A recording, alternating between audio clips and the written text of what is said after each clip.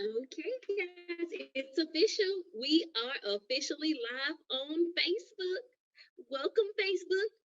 First of all, Stephanie, last time we were here, we were under the impression, or we knew, but our audience didn't know that we'd be coming back on Wednesday. Right. They thought we were taking a break. However, we are back and we are back with Wisdom Wednesday. So, in light of our break from our Super Series Tuesday, we are very excited to be joined by our partners, Prime Lending, for Wisdom Wednesdays. You know, the good thing about Wisdom Wednesday, and the one thing that I love about Wisdom Wednesday and how it came right after the conclusion of Super Series Tuesday is during Super Series, we kind of told everybody what they need to do, what they need to do. You need to buy a house, then buy the car, buy a house, then get the additional liabilities. But Wisdom Wednesday is designed to give the consumer the how to as it relates to home ownership. So that's why I'm so excited today to announce the launch of 6 episodes of Wisdom Wednesday. And today we are starting with credit from a lender's perspective because what we know is lenders view your mid score, your approval score differently than anyone else does. And we're going to hear directly from the lender. Stephanie? Absolutely. So, today we have our special guest with us, and her name is Joyce Baldwin. So, let me tell you a little bit about Joyce. Oh, Joyce, wait. Stephanie, wait. Guess what we forgot? We made an assumption that they know who we are. well, you know what? I just thought that because we've been on so long that our viewers know who we are. They know us, they love us, they always tuning in. So let me just say, Yeah. I am Stephanie Milburn. I'm the campaign manager of House in the Car. And my name is Letitia Grant. I am the chair of House in the Car. And we are here with Wisdom Wednesday creator, Miss Latonya Donaldson. Latonya, tell us a little bit. Look, I like to get in the mind of the creator. Tell us a little bit about Wisdom Wednesday with Prime Lending. Well, hello, ladies. It is always such a pardon me, joining you guys. I'm Latonya Donaldson, Director of Multicultural Lending for Prime Lending. So, Letitia, let me tell you how that came about. I mean, and you really kind of just spoke about it. You know, we have been talking about buying a house. And so, as I told you, I've been hanging around you a lot now. And I said, okay, we'll go to Wednesday, but we need to name Wednesday, and wisdom just popped in my mind. So that's how it happened. So I have to give you some of the credit on this because I mean you're training me very well to come up with these, you know, these catchy phrases, if you will. But no, to your point, it is all about the wisdom. I love your build up to that. You're absolutely right. We talked about buying a house, but now we get to the how. And to your point, it's the fun part, right? So we're here for the next 6 series to talk all about wisdom. Wednesday. Try saying that 30 times. Well, we could not speak about wisdom without having someone who is very knowledgeable and that has been in the business for such a long time. So without further ado, let me introduce our special guest today, Miss Joyce Bauman. And she began her illustrious career as a mortgage professional in October 1978, guys. So when we talk about wisdom, this is what we're talking about. She has been in business for a very long time. So she was a successful producing branch manager for National City Mortgage for 25 years and has been a senior loan officer with Prime Lending in Moraine, Ohio for the past 7 years. With over 42 years of mortgage experience to her credit, it is abundantly clear that Joyce is fully committed to delivering the dream of home ownership. As a trusted advisor and well respected industry professional, Joyce selflessly shares her wealth of business acumen and proven leadership expertise with all of her clients. Her legacy of service and years of training establishes her as a subject matter expert in most loans type, including conventional FHA and VA. Her passion lies in educating prospective first-time homebuyers on the mortgage process to ensure clarity and to promote sustainable wealth for future transactions. So, guys, please give a warm virtual welcome to our special guest host and speaker, Joyce Baldwin. Thank you. Well, welcome, Joy. Thank you. Welcome, welcome. Thank you so much for joining us. We really appreciate it. And to kick it off with saying Wisdom Wednesday, and we were kind of talking before we started the show about the amount of knowledge that you have in this particular area as it relates to credit scores and to lending. Do you want to say anything to our audience before we dive right in? Well, the most important, well, of course, income is the most important part of the whole transaction for qualifying for the loan. But just equally as important is credit. So this is an important topic and very important to understand as well. Good deal. Well, for those of you that don't know, this series is called The Lender Connection. And we're starting off the episode with credit from a lender's perspective. What's your score? Now, Joyce, I'm just going to dive right into it. Let's discuss the elephant in the room because we've all heard it. We hear our clients come to us and say, "Oh, I hear that you can purchase a home with a 580 credit score." I hear it all the time. Is that a fact, Joyce? Right now during COVID, you'll find less and less lenders that will go as low as a 580 credit score. However, they are out there. With a 580 credit score, you might have some additional hoops to jump through in terms of having additional cash after closing, etc. There are still some lenders out there. Many lenders have just temporarily increased the minimum credit score to 620, and in some other cases 640, and in some other cases 660. However, the day will come, I'm sure, as we get this pandemic under control, that more lenders will go back to that 580 credit score as their bottom threshold again. Gotcha. So 580 is a fact. You did say additional hoops, and I don't know. I don't like doing circus tricks. Do you, Stephanie? No, I don't. And I try to advise my clients to get their credit score at least to a 620 or a 640. Yeah, because it kind of And I eliminates think the that is opportunity. very wise. Good deal. Thank you, Joyce. It kind of eliminates the opportunity to take advantage of down payment assistance. So we like to keep that option open.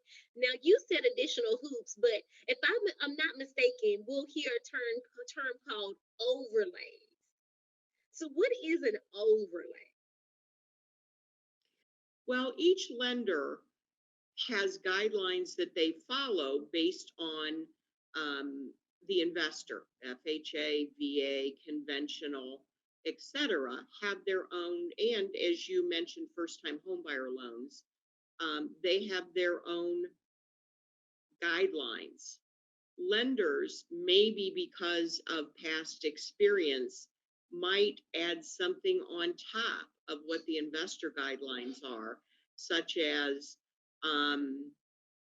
if you have a credit score that's 620 or lower, we might need assets in reserves.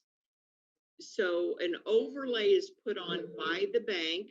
It doesn't necessarily have anything to do with the rules of that particular program, but all lenders have some overlays. Yeah. And how does it affect the potential homeowner? Well, that's where sometimes maybe you need to shop for a lender, because some lenders might not have such strict overlays. At Prime Lending, we try to keep our overlays at a minimum. So in other words, an overlay usually makes it a little bit more difficult to get the transaction. Yeah. when you started, when you opened up and started speaking, you mentioned income and you mentioned credit. I have found that some of the overlays reduce the buyer's debt to income ratio, which ultimately Yes, means that they can't qualify for as much home as they were seeking. that is correct. For example, if you're in a credit score range of, say, 620 to 640 on some loan programs, they may say that it is a requirement that your debt to income ratio be lower than what they might allow for someone who has really, really high credit scores. In other words, they feel the higher the credit score, the more ability to manage your debt, and therefore put you in a position where you might be able to qualify at a higher debt to income ratio. Gotcha, gotcha. And we've talked a lot about credit score. We've talked a lot about credit. But what is the scoring model used by the lending institutions? Well, there's a certain model that is set up that's kind of, I would say, is a secret. Somewhere along the lines, the mortgage groups got together and said, these are our hot spots, and we want our scoring model to match those hot spots. With a mortgage loan, you have 3 credit repositories pulled in. It's called a tri-merge credit report. When you go and buy a car, they may go out there and they might just pull TransUnion, or they might just pull Equifax. When you go out and get a credit card, again, it might just be one credit repository. A tri-merged credit report that is used for a mortgage loan pulls in TransUnion, Equifax, and Experian, and it's the middle of the 3 scores that determines what is being used to price that loan and qualify that loan, etc. I want to interject really quick. Oh, am I getting feedback here? But I want to interject because you mentioned Letitia and Stephanie up front. Well, Stephanie, you said, I always try to tell my customers they need a minimum of 620 to 630, which I applaud you for that.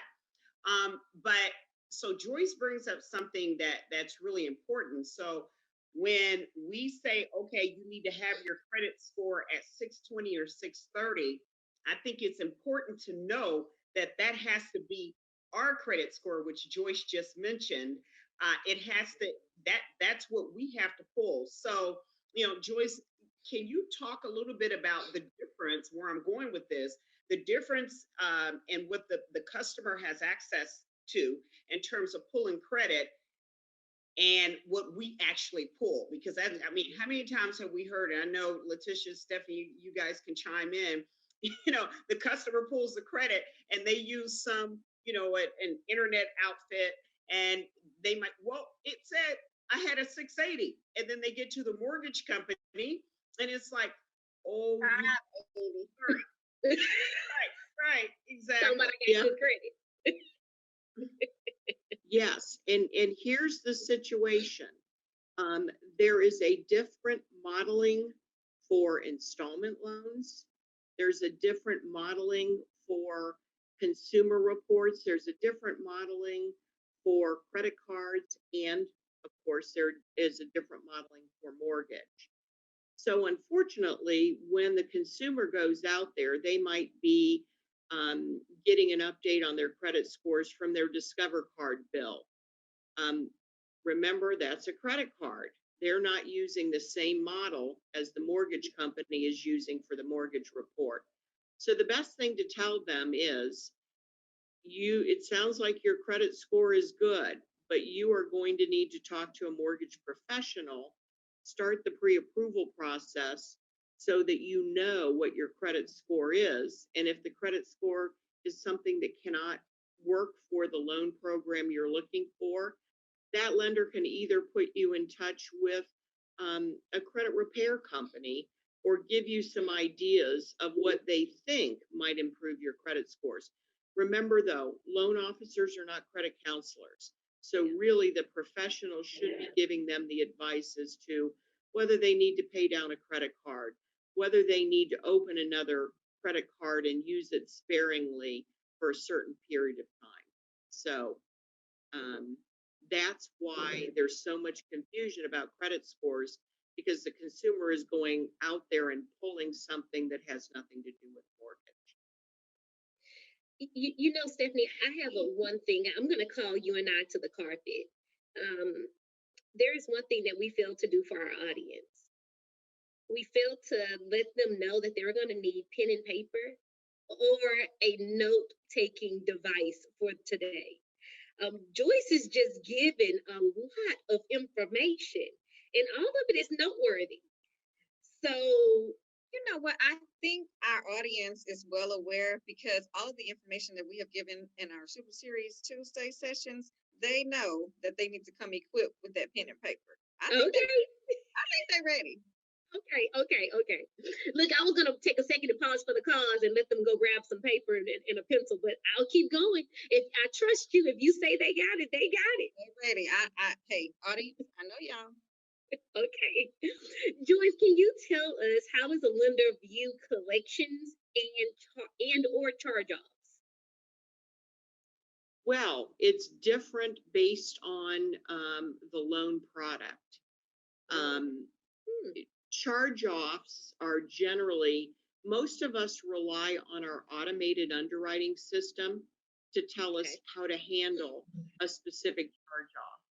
And it will say, sometimes we'll get a feedback that will say, if you have any charge-off or any collection higher than $250, or the combination of the collections are above $2,000, this is what FHA feedback will say, that they must be paid off prior to closing, or you need to assign a 5% payment to the balance on each collection account and get them qualified with that. So it's really the feedback of the lender. Collections have become, depending upon what it does to your credit score, now keep that in mind, but collections have become less of a concern due to medical. A lot of medical collections can be just disregarded.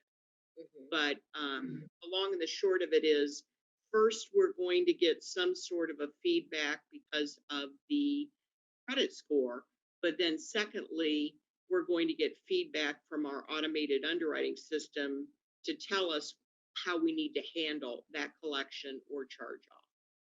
And one thing I want to add about collections, Joyce, correct me if I'm wrong. I think the important thing to understand about collections or charge off, by the time that we see that credit report as a lender, it has already done the damage to your score.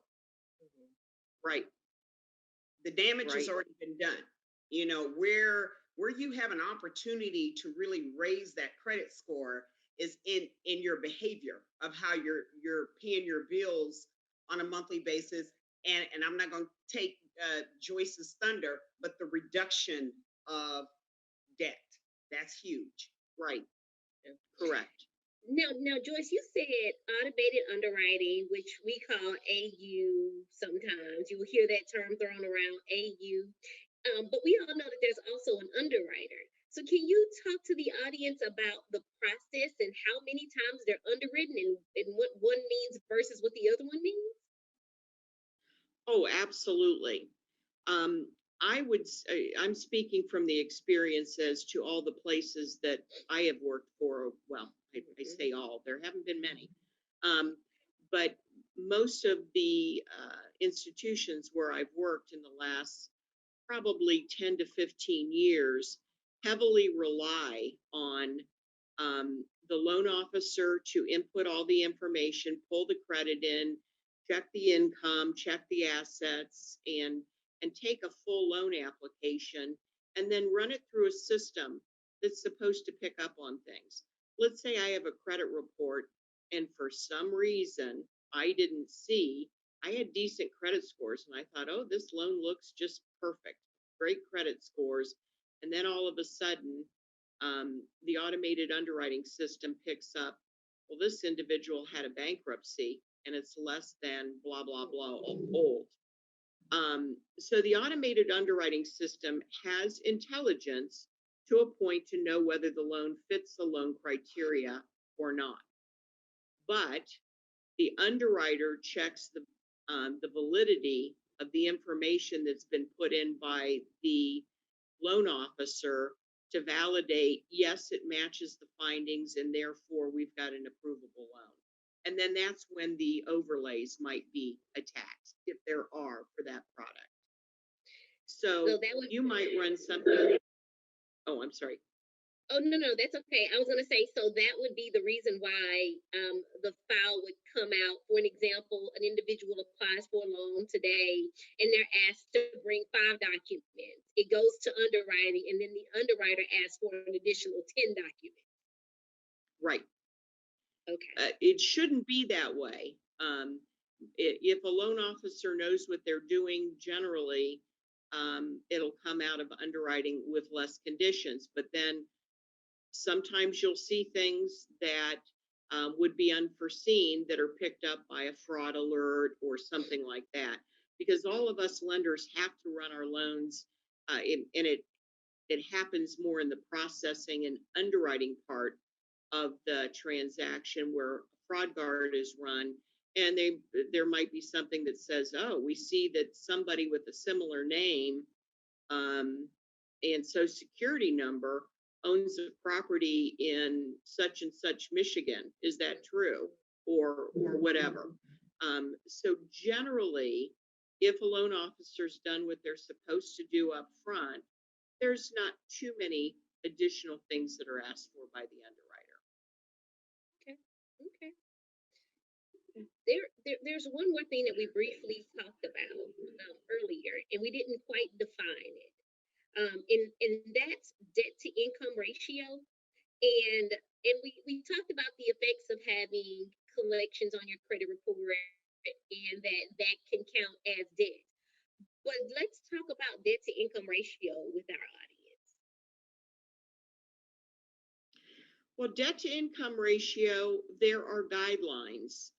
Back when I started in the business, they were drop dead guidelines, or they weren't guidelines, they were rules, because we didn't have an automated underwriting system that could look at all the attributes of the customer and say this one might qualify for a little bit higher debt to income ratio than the other. VA has their ratio, and it's just one ratio, and that's 41%. However, I've seen VA loans be approved above 50. But that's because they add into it residual income and how close you are to a base and so on and so forth. FHA's guidelines were always 41 and 43, 41 being the housing and 43 the maximum. That is stretched all the time. But there's extra hoops you jump into over a 50% debt to income ratio on an FHA, even if you get an approval. Conventional used to always be 28 and 36. We see some conventional loans, depending upon down payment, depending upon credit score, depending upon a lot of things, that can go up to 50. So the ratios are just a guideline at this point. The automated underwriting system tells us how far we can go. Gotcha. Well, Joyce, so I'm going to give you a scenario. My good friend, Stephanie Milburn, is in the market to purchase a home. She has champagne taste on a beer budget. Her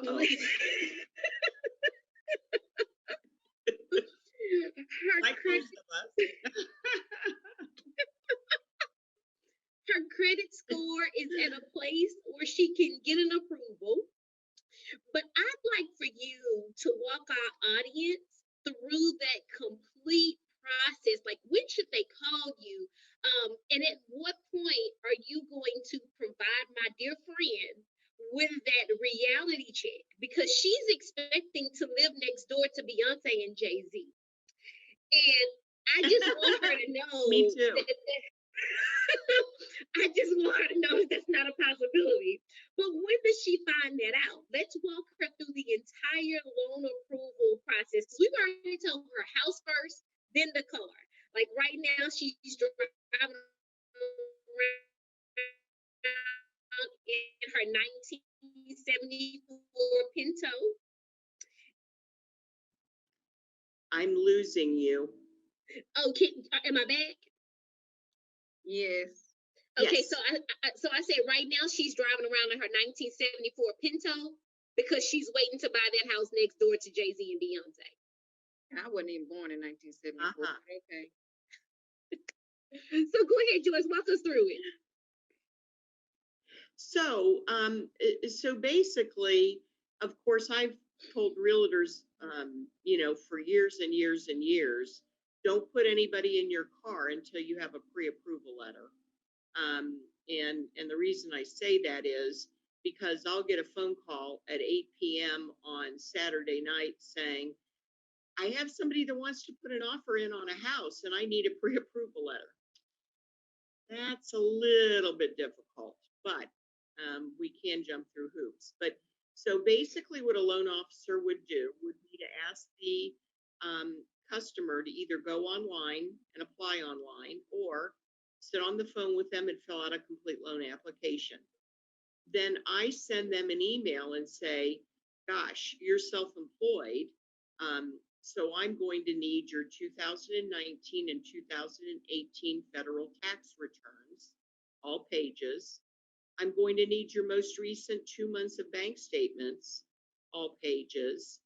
And, any number of things that based on my conversation with them, that I feel that I need to look at. And of course, I pull the credit and ask questions about that, etc. So once I've taken the loan application, pulled the credit, and received the documents back, it's usually probably, and it depends on lender to lender. If it's an easy, everything matches up perfectly, you can usually do that pre-approval letter within a fairly short period of time. But if it's complicated, you may have to go further. You may have to talk to an underwriter. You may have to, because the pre-approval is the opinion of the loan officer with documentation. An actual approval comes once you found a property, because then you have to get the appraisal and put the taxes in and so on. So underwriters, unless you have a tough case, underwriters generally do not look at a borrower until they have a property. Gotcha. And I think that's pretty much across the board. And that's really called a pre-qualification. Now you also said all pages. So my friend Stephanie is also very stubborn. I'll ask her to send me all pages, including the one that says this page is intentionally left blank. It was blank. Why do you need it? That because it's listed on the front page of the bank statement that there are 1 of 4, and if it says 1 of 4, even if it's intentionally blank, we need all 4 pages because we don't know it's blank. What if it has additional information like, oh, this person has multiple overdrafts, they keep on writing bad checks, it could have anything on it. So if it says 1 of 4 on the front of the bank statement, we need all 4 pages. Yeah. You heard that, Stephanie? I guess.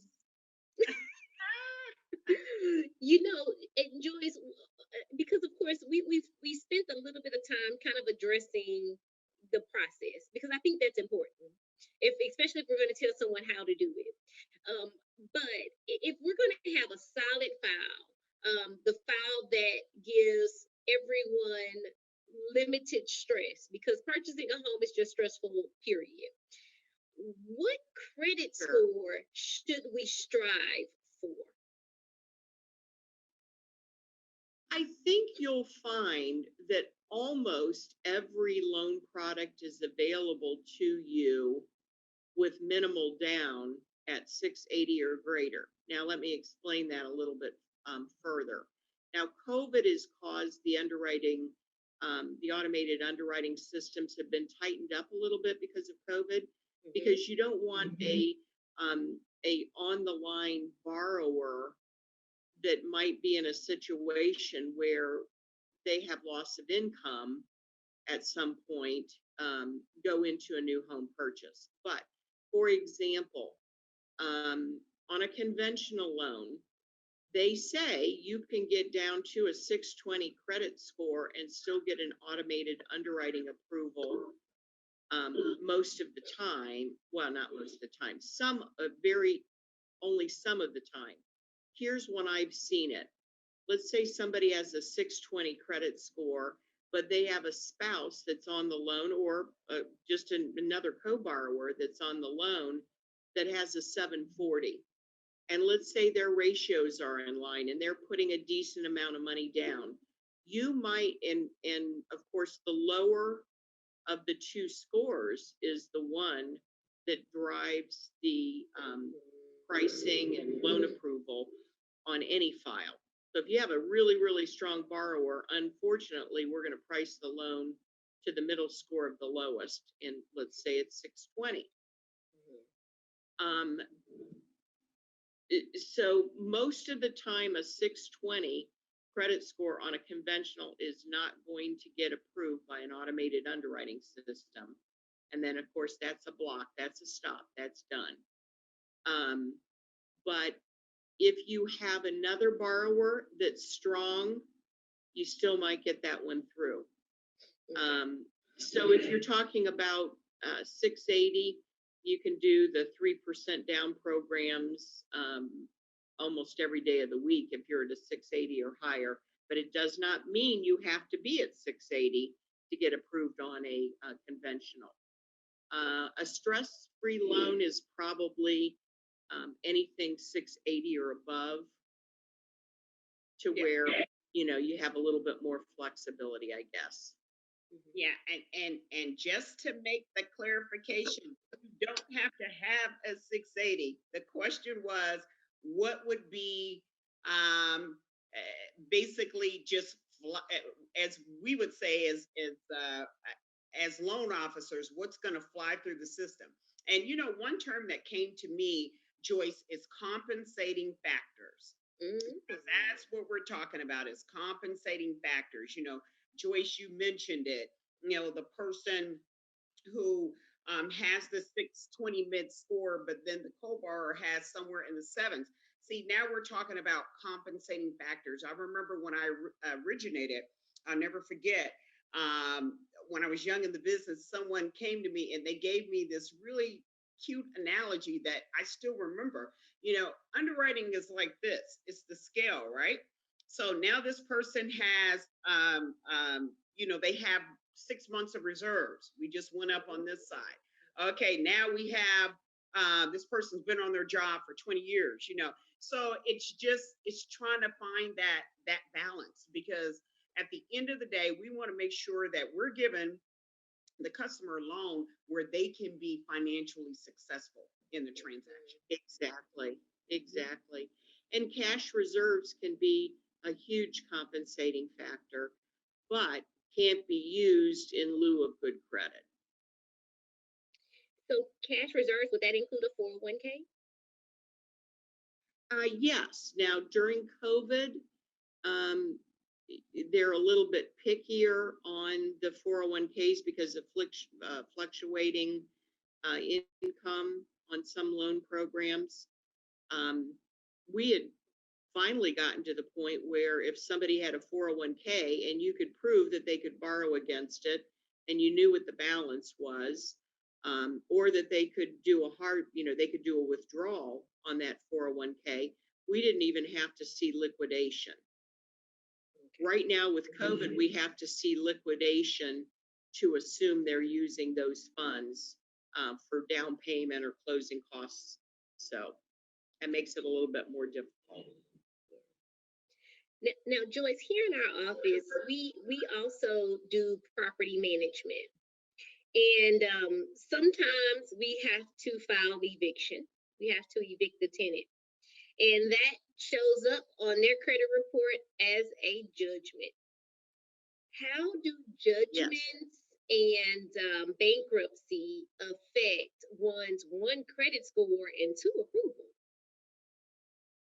Well, they definitely negatively affect the credit scores, but to what extent is pretty difficult.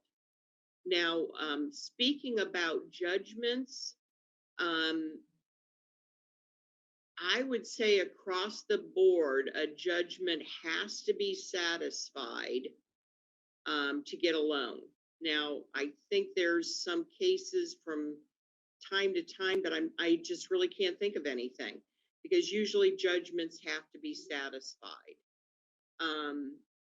And bankruptcies vary between investors for types of loans. I shouldn't say investors, types of loans. Bankruptcies are different for VA and FHA and for conventional. With a FHA loan, if you have been discharged from your bankruptcy for 2 years, you can get a new mortgage. Conventional bankruptcy is 3 or 4. This is terrible. All the 3, I believe, or 4. Gosh, I'm sorry. I'm drawing a blank for some reason. But foreclosures, 7 years on conventional, 4 years on FHA. So all of that varies between the type of loan program. Gotcha. Well, guys, you it will affect your credit scores, of course. You heard it here. Joyce said, pay all of your judgments. And I wish home ownership on all of our delinquent tenants. Yes. So that we know we'll get paid. No, exactly. Just joking. Well, I mean, just joking and seriously, right? Because you won't be able to obtain a loan for a mortgage if you're delinquent or have a judgment on your credit report from not paying your rental. And it just shows that you have the ability to pay. Yeah. Well, it just proves their attitude towards their housing obligation. Yeah. And we want to make loans to people that are going to pay us back. So, a lot of people say, well, you can just foreclose on the house and sell it if we don't pay it. We don't want to foreclose on properties. You never win. You never win on a foreclosure. Your costs to foreclose on that borrower are far greater than what you usually recoup when you sell the property. Yeah. So I've always told people the sad thing is they teach us all these things in school that we'll never use, but there are very few educational programs that are taught in the schools that talk about the importance of maintaining good credit history. And we all learn it pretty much from our parents. Well, some really good people don't have really good parents, and you hope that they're not trained incorrectly by their family values and parents' values. I had a wonderful customer, fabulous income, very well educated, that I couldn't make a loan to because they had so much debt. Plus, they also had delinquent debt. And, basically they said to me, I can't believe that with my educational level and with my income that you can't possibly get me a loan. Well, I couldn't. And unfortunately, that was probably one of the parents of one of the 2 individuals apparently didn't have a good relationship with credit either. So, And that's a good thing to bring up, Joyce, because that is exactly why we're here today. It's all about education and financial literacy. And I will tell the audience, one of the things that Prime Lending, what we're doing now, we're partnering with people, or with different organizations like House in the Car, because it is about educating. And you're absolutely right. right. I've been an advocate for that for a minute now. I think that there has to be curriculum, in our universities, in school, that starts to talk about financial responsibility at an early age, because you do bring up a good point.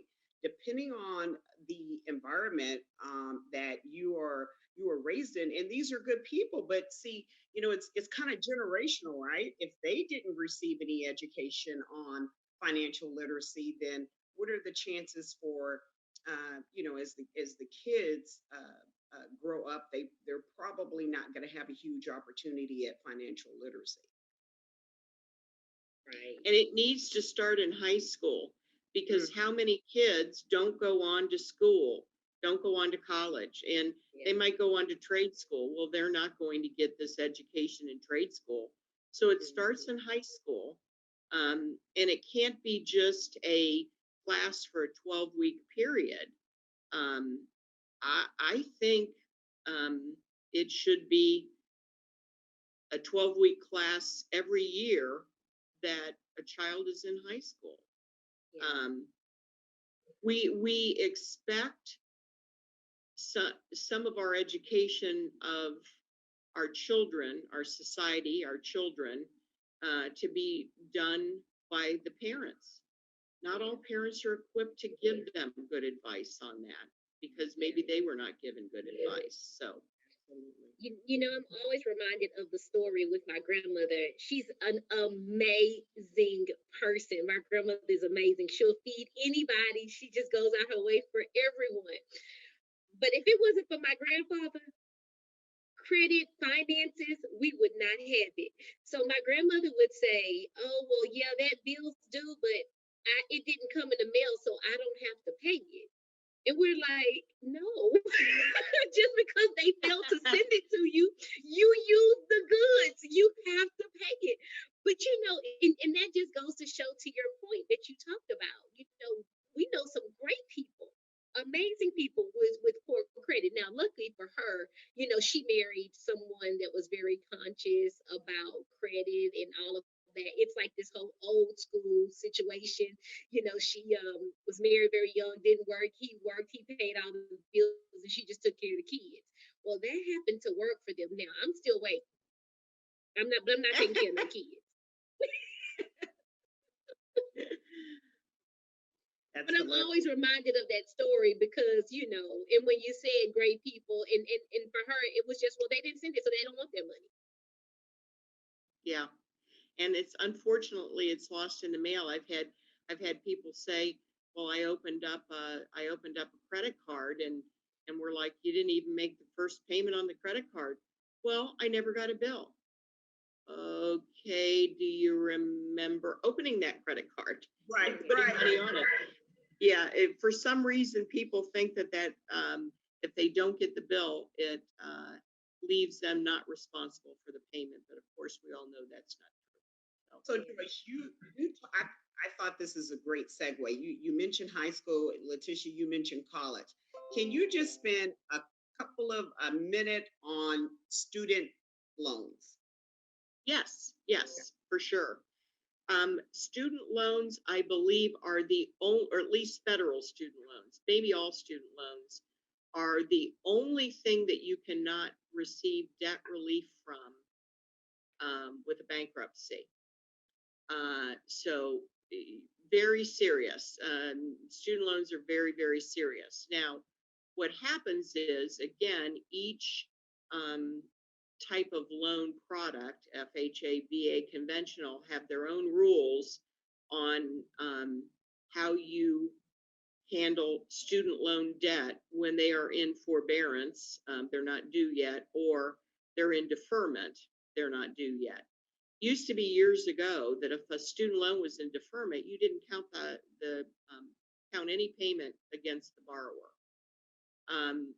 Then they started to realize that people are racking up huge amounts of student loans, that if they don't start paying at some point, they're going to have to start paying. And what's that going to do to their ability to make their house payment? So each has their own rules on that. Generally, you would go by what the monthly payment is reporting on the credit report, unless it is zero. If it's zero, then you have to go with a rule of thumb, like FHA says, 5% of the balance. So if it's 100,000, then that's a $5,000 a month debt if there's no payment reported on the credit report. So student loan debt is definitely pretty high priority in terms of keeping straight. The other problem is a lot of people have very low credit scores, not because they haven't paid their student loan debt, but because it would come out of deferment and they wouldn't file the paperwork to defer it further. In other words, let's say they had a student loan debt that came out of deferment, but they were still in school, so they were still within their grace period of not paying, and they forgot to put it back in deferment, then it's going to start racking up late payments, okay? The month after it came out, then the next month after it came out, and so on and so forth. That can really damage someone's credit. So, very important debt.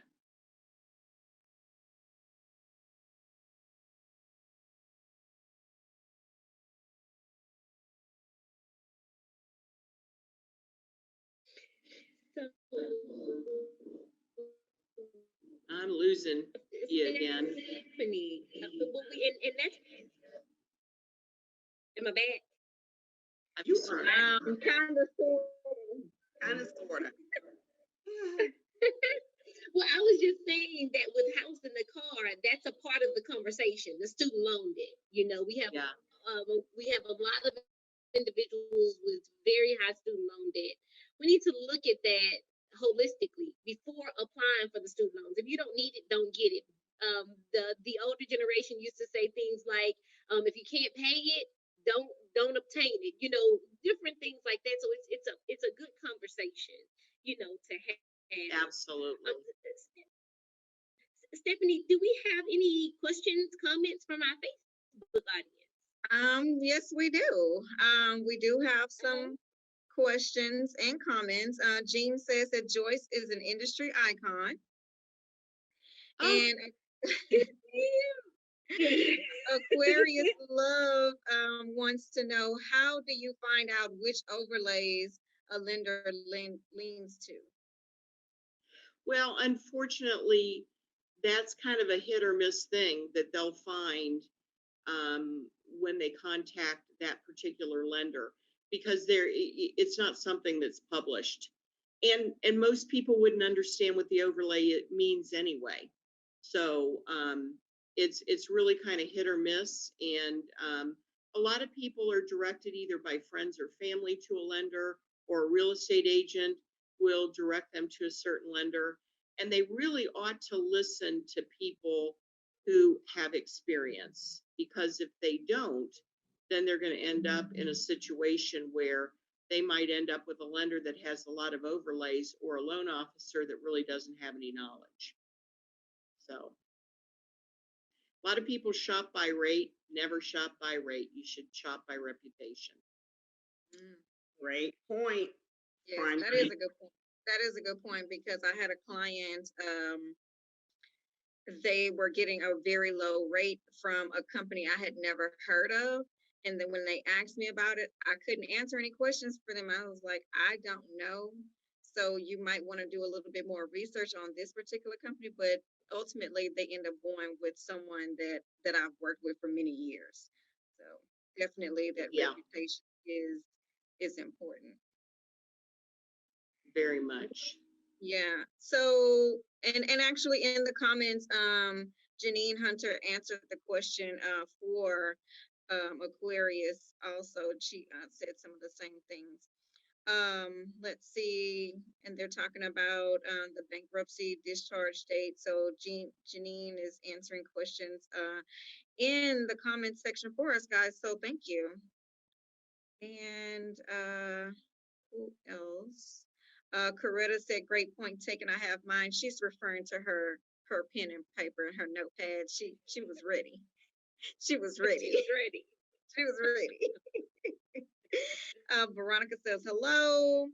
And I believe that is all of our questions right now. Well, I'll say, Stephanie, I did see our parents log on and give us a love. So, that goes so far. I'm going to shout out to my mom, Loretta Templeton, and Stephanie's mom, Miss Carolyn Lewis. They're always on. There's not a show that we're on that they're not watching. And today we even have Auntie Bernice on.